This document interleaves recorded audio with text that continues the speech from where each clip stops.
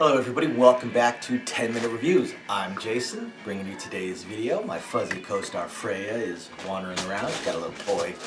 And yeah, we're here to bring you today's video. As always guys, please hit those like and subscribe buttons. We appreciate all the support you guys might want to give us. We're going to do these videos anyway. We love bringing you guys books and authors, but the support would be appreciated. And on that note, thank you to our patrons. We definitely appreciate that support. And we hope you guys enjoy the audio only, the RSS feed that we set up on there. We just put a bunch of our reviews together. We've had people ask us about podcasts. Eventually we're going to do it, but I work 2 jobs. My wife works 2 jobs. If the puppy would pick up a job or 2, we could probably manage to pull it off, but until we can get a little bit more time, we're not going to be able to do a podcast yet. But I'm putting that audio on the Patreon site. So thank you everybody, and I hope you guys enjoy it. If there's anything else you'd like to see, please just let us know. We're more than happy to do it. So today I want to talk about an author that I've talked about many times in the past. I want to talk about another book of his. I see you, fuzzy one. And that author is Lamour. I want to talk about Lamour and his book, Utah Blain. This is one of my, well, I can't say one, I want to call every one of his books one of my favorites. His books are just absolutely fantastic. So Utah Blain, really cool book. Follows a lot of the formulaic stuff of many of his books. Of course, Utah is a gunfighter. Of course, he is almost a legendary gunfighter, super well known. And of course, there's other characters in it that are not gunfighters per se, but just your tough, no-nonsense, salty hombres that even the gunfighters walk careful around, because even if you put them down, they're probably going to take you down with them, stuff like that. A lot of Lamour tends to come off very formulaic, but it's formulaic because it works, and it's fun. It's just fun and fascinating. And if you like the westerns, now Utah Blain, this one goes a little bit different because the character itself very similar to many of his characters. He's a legendary gunfighter, has worked as a lawman at times, has also been technical outlaw at times, and in this case he's out unarmed and comes across a lynching that's very obviously wrong. So he rescues the person being lynched, and it's a local rancher who decides to, as they talk about it, the rancher is basically being taken out. His land is being stolen. That's what they're attempting to do. So they decide that he is going to make Utah his manager and let Utah go handle it. So Utah Blain heads in to take care of this issue. And of course, there's multiple bad ranchers around. And what's cool about Utah Blain versus some of his other books is it's very guerrilla fighting in a way. Now, Lamour was a military veteran. In fact, he's written a lot of different, I won't say genres, but a lot of different books in different time frames, to where it's not always westerns. He's known for his westerns, of course. He's gone and actually, or he had gone and actually ridden the trails, a lot of the trails that are in his books. He's ridden on horseback, camping out a lot of the cattle trails and mountain trails, and ridden through a lot of the old towns that don't exist anymore, just to make sure he really understood his subject matter, I suppose. But he's also written books all the way up into the early 1900s to the mid 1900s to the later half of the century. So he's written a lot of things.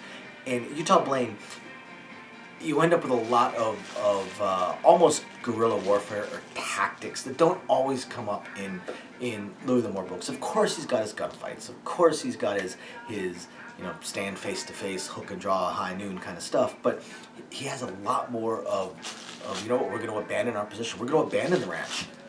We can always take it back. But if we sit here, we're outnumbered, 50-3.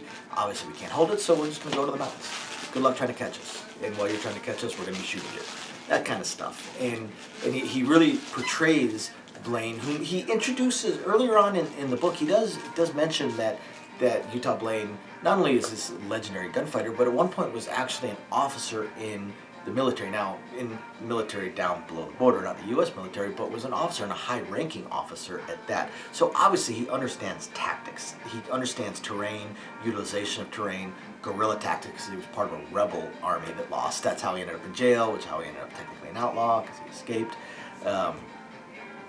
So earlier on, he establishes that this character is not just a solid fighting man, but also a solid tactician and a solid leader, and probably a very, very moral person, someone that has their own code of honor, code of ethics. And that kind of becomes sort of a running theme. Blain does not back down. Blain does not back off from what he thinks is right. He does not abandon those people that he thinks is right, and people that he thinks have the potential to be right, or have the potential to be good. He is not willing to just willy-nilly push them over the edge to become his enemy. He meets with people, gives them multiple warnings and opportunities to not be his enemy, and he doesn't need them to be on his side.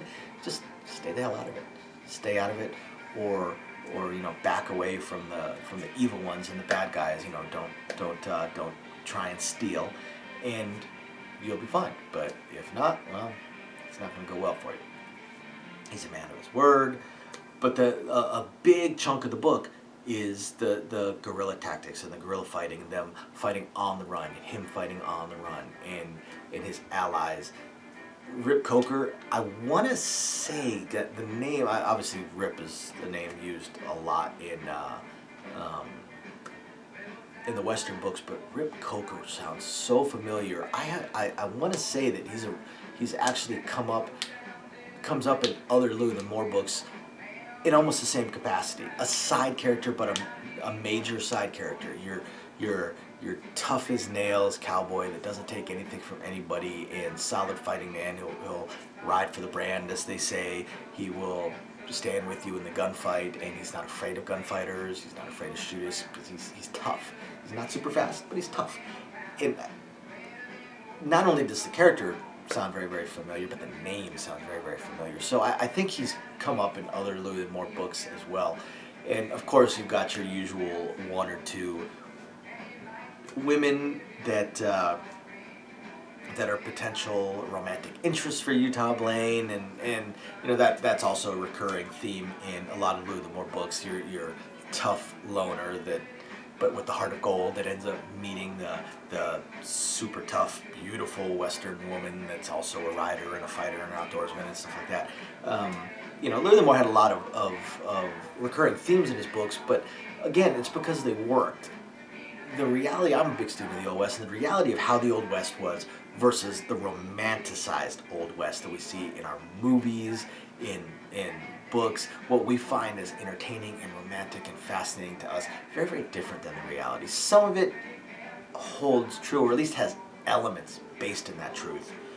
But overall, the West is not how it is portrayed in media. But if we actually portrayed it how it was portrayed in media, or in reality, it'd be boring and people wouldn't watch it. Shows like Deadwood wouldn't exist. The authors Louis L'Amour, Matt Brown, Ralph Compton, Johnstone, Jay Johnstone, they write very romanticized westerns, and they have to because that's what we find interesting. We find it interesting, the idea of the gunfighter and the man with no name, the gunfighter riding into town and defeating everybody and saving the day, and almost being like a wandering knight. In a lot of ways, I look at our view of the Old West and gunfighters as kind of like the American version of samurai. That it tends to be how we romanticize it. And in some cases, there were people like that.